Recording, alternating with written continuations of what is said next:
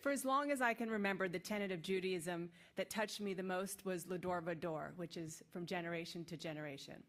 Passing down knowledge and tradition has kept our religion alive for more than 5,000 years. For me, it goes beyond our sacred Jewish traditions. In my own family, what I have learned from the people who came before me is to take a risk and don't look back. Don't look back were the words that my great-grandfather spoke to my grandfather when the two saw each other for the very last time in Nazi-occupied Austria.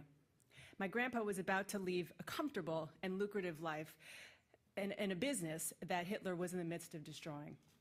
He embarked on a dangerous journey all by himself without identification papers across 2 countries, treacherous mountain terrain, and he found my grandmother finally in Hungary.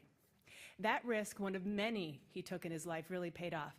He made it to my grandmother, and later, with a little luck and the tenacity of his wonderful brother, who was already in America, my grandparents made it to the United States on Columbus Day 1941, 2 months before Pearl Harbor. That was my mom's parents. My father's father died when my dad, an only child, was just 6 years old.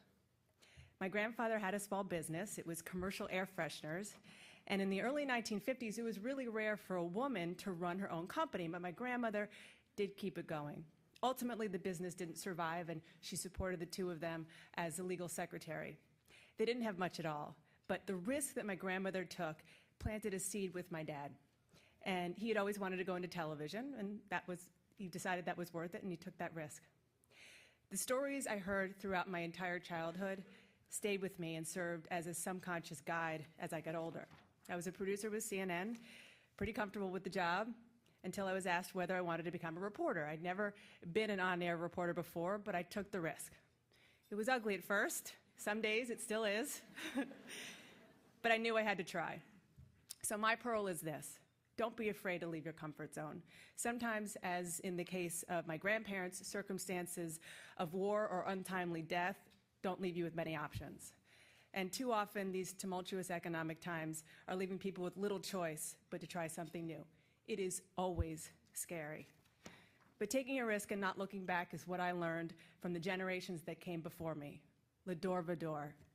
Something we can teach those who come next, and something we should remind ourselves.